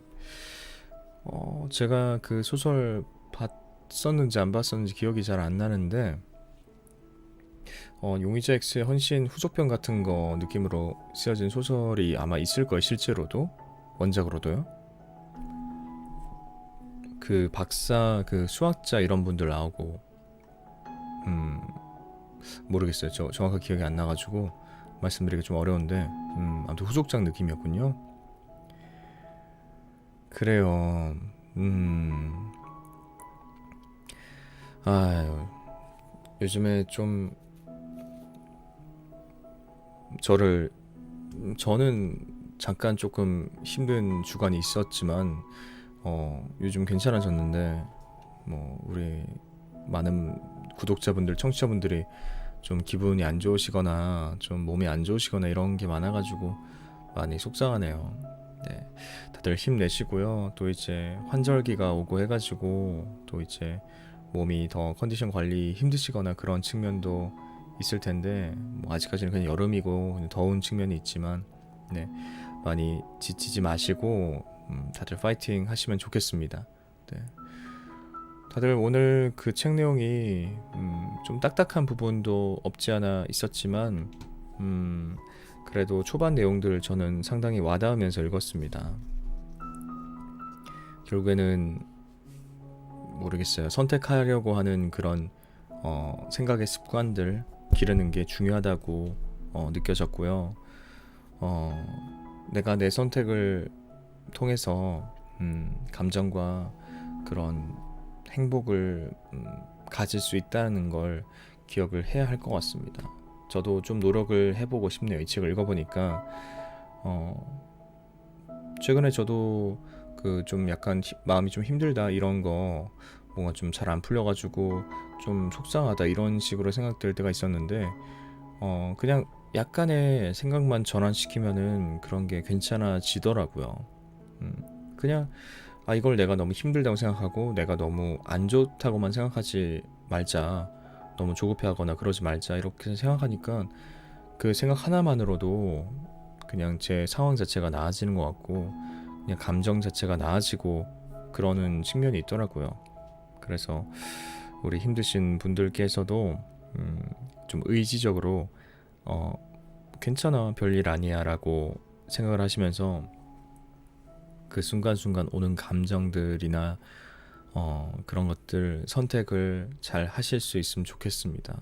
물론 말처럼 이 책에도 나왔지만 말처럼 쉬운 게 아니고 너무나 우리가 습관적으로 살아왔던 행동 양식이 있어가지고 바꾸기 힘들겠지만 좀 바꿔나갈 수 있는 여러분들 그리고 제가 되었으면 좋겠습니다. 그래요. 우리 문스케이프님 함께 해주고 계신데요. 모두 파이팅이라고. 고3도 힘들지만 어른들도 참 힘든 것 같죠, 문스케이프님. 인생이 쉬운 게 없네요. 그리고 우리 호된 취향님께서도 저도 지난주는 슬펐지만 이젠 또 괜찮아요. 여러분께도 이 또한 지나가리라. 얍, 축복합니다. 라고 그러시면서 지금 금방 헤어나진 못해도 분명 나아질 거예요. 라고. 그리고 강현님께서 네, 긍정적으로 생각하겠습니다. 그쵸. 분명 그냥 상황이 너무 안 좋고 누가 봐도 객관적으로 아무리 그냥 내가 좋게 생각하려고 해도 안 좋게 느껴질 수밖에 없는 그런 상황들도 분명히 있을 건데 그것 또한 어떤 인생의 과정이겠죠. 제가 우리 강현님이나 다른 우리 저보다 나이 많으신 분들에 비해서 인생을 많이 겪어보지 못했지만 좋은 게 좋은 게 아니고 안 좋은 게 안 좋은 게 아니고 좋은 게 있으면 안 좋은 게 있고 안 좋은 게 있으면 좋은 게 있고 그런 게 분명히 업앤다운이 있는 게 저희 과정이잖아요. 네, 괜찮아지실 겁니다. 괜찮아지시고 더 좋은 방향으로 흘러가기 위해서 그런 일들이 존재할 수도 있다는 걸 기억하시면 좋을 것 같아요. 네, 로즈12님께서도 모두 힘내시고 힘차게 화이팅 하시게요 라고. 그래요. 비앙코님이 생각하기 나름인데 맞죠? 앞으로 좀 더 행복해질 수 있을 것 같아요 라고. 그래요. 뭔가 여러 가지 방법들 통해서 나의 의지와 선택을 통해서 또 나아질 수 있다는 게 참 이 책을 통해서도 발견할 수 있었던 좀 다행스러운 사실인 것 같습니다. 저는 중간에 약간 나 지금 화가 나서 나 어쩔 수 없어. 화가 지금 나는데 어떡하라고 막 이런 식으로 얘기하는 거 저희 일상에서 되게 많잖아요. 남들에게 화를 내거나 그럴 때. 근데 그게 사실이 아니라는 거를 알게 되어서 되게 좋더라고요. 분명히 감정은 내가 선택하는 것이고, 내가 통제할 수 있는 것이고, 음, 물론 뭐 호르몬이나 이런 거에 영향을 받아가지고 뭔가 주체할 수 없는 그럴 때도 있지만 분명히 우리가 선택하는 것이라는 게 저에게는 조금 새롭게 와닿았던 사실이고 위안이 되는 부분이 있습니다. 네, 우리 상민님께서는 내 감정에 대한 책임은 바로 나에게 있다는 말이 맞아요. 그러니까요. 내 감정에 대한 책임은 상황이나 사람에 있지 않고 바로 나에게 있다는 말이 핵심적이었고 되게 와닿았는데 다시 한번 언급해 주셨고 맞아요 하시면서 이걸 생각하지 않고 내뱉을 때가 많았어서 반성하게 되네요라고. 진짜 괜히 1976년도에 이런 책이 나왔다면은 베스트셀러가 될 수밖에 없지 않았을까 이런 생각이 듭니다. 괜히 베스트셀러가 아닌 것 같아요, 진짜. 그리고 우리 미연님께서 한 개의 스푼 후원해 주셨군요. 감사합니다, 미연님. 하트에 이어서 네, 이렇게 시원한 레모네이드까지 선물해 주심에 너무너무 감사합니다. 잘 마실게요. 네, 성희님께서도 개인적으로 너무 좋았습니다. 또 많이 배웠고요 라고 얘기해 주셨고요. 로즈12님이 긍정적인 생각하실게요. 그럼 조금씩 좋아질 거예요. 강현님께서 맞아요. 오르락내리락 모두 감사합니다. 곧 올라가겠죠. 혜아미님은 전 기분 안 좋으면 그냥 에라이 하고 자버려요. 다음날 또 괜찮아지더라고요. 반복인 게 함정. 화이팅.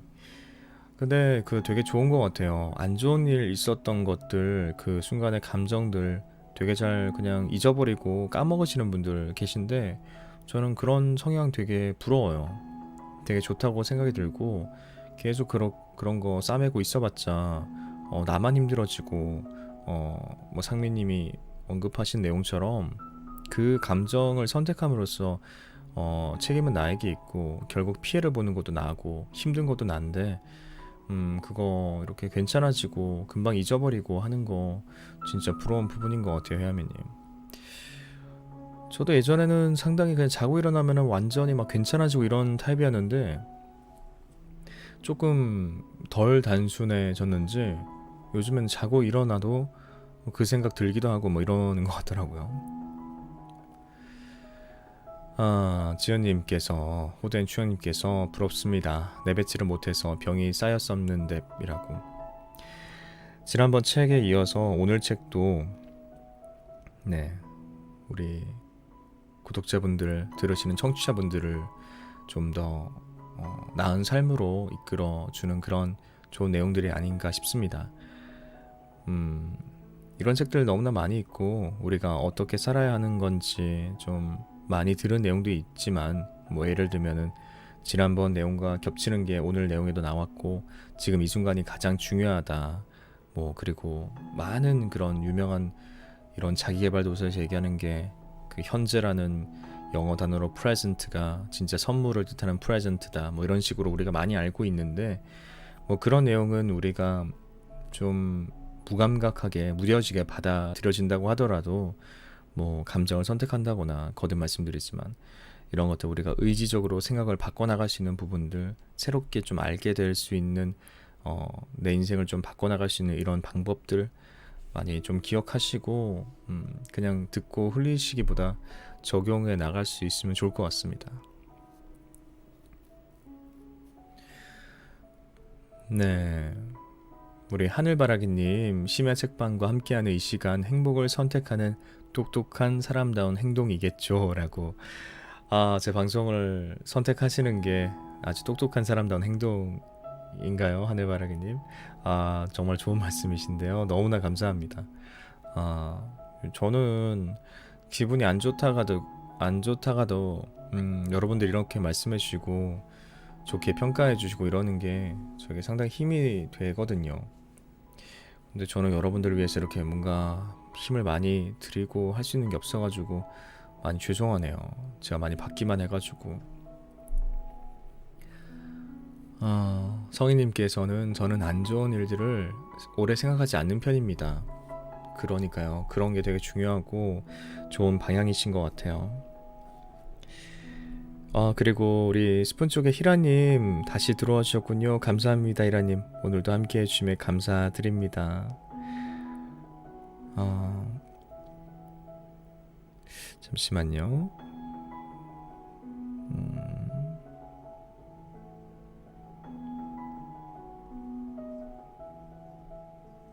네. 상민님께서 와우 하늘바라기님 말씀 100% 공감이요라고 또 스푼 쪽에서 말씀하셨군요. 아까 위에 하셨던 그 하늘바라기님 말씀이죠.